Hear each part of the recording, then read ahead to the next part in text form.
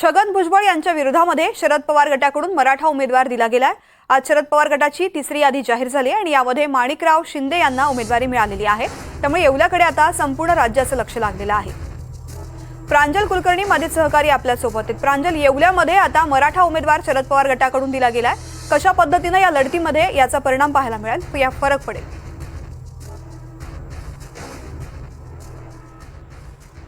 तृप्ती, आपण जर बघितलं तर मागील काही महिन्यांपासून कुठेतरी ओबीसी मंत्री छगन भुजबळ विरुद्ध जे मराठा आंदोलक आहेत मनोज जरांगे पाटील यांच्यामध्ये लढत ही बघायला मिळत होती। आपण जर बघितलं तर कुठेतरी येवल्यामध्ये छगन भुजबळ हा येवला त्यांचा मतदारसंघ आहे आणि इथे छगन भुजबळ विरोधात आता नक्की मराठा उमेदवार राहणार की इतर कोणी राहणार याची खरं तर चाचपणी ही केली जात होती। आपण जर बघितलं तर येवला मतदारसंघातून शिवसेनेकडून ठाकरे गटाकडून कुणाल दराडे असतील किंवा इतर सर्व अनेक नेते जे आहेत ते तयारीमध्ये होते। यासोबतच शरद पवार गटाकडून देखील जयदत्त होळकर असतील किंवा इतर अनेक नावं ही समोर येत होती। एकंदरीत आपण जर बघितलं तर माणिकराव शिंदे यांचं देखील नाव हे चर्चेत होतं। गेल्या 4 ते 5 दिवसांपासून अनेक नेते हे शरद पवारांच्या भेटीसाठी दाखल झालेले होते। आपण काल जरी बघितलं तर श्रीराम शेट्टे यासोबतच भास्कर बगरे जे दिंडोरीचे खासदार आहेत ते देखील शरद पवारांकडे जाऊन पोहोचलेले होते। त्यामुळे एकंदरीतच भुजबळांविरोधात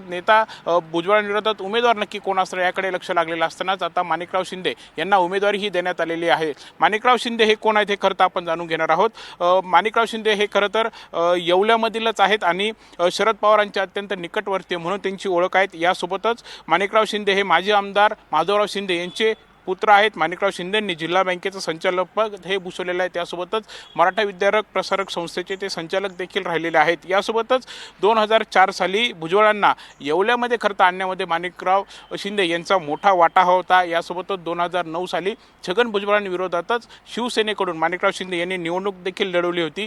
यासोबतच मराठा आरक्षणाच्या मागणीसाठी माणिकराव शिंदे हे सक्रिय होते। अनेक आंदोलनामध्ये देखील त्यांचा सहभाग होता।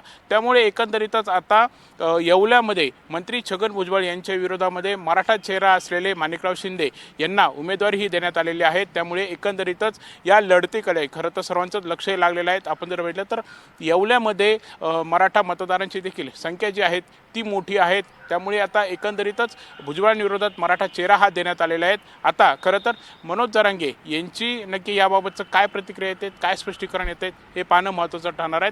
आपण जर बघितलं तर छगन भुजबळ आणि मनोज जरांगे पाटील यांच्यामध्ये अनेक वेळा वाद जे आहेत ते समोर आलेले आहेत। यासोबतच जरांगे यांनी कुठेतरी येवल्यातूनच खरं तर भुजबळांविरोधात मी लढू देखील शकतो असं देखील अनेक वेळा वक्तव्य देखील केलेले होते। त्यामुळे एकंदरीतच आता छगन भुजबळांसाठी ही निवडणूक जी आहे ती पाहिजे तशी किंवा हवी तशी सोपी नसेल हे स्पष्ट आहे।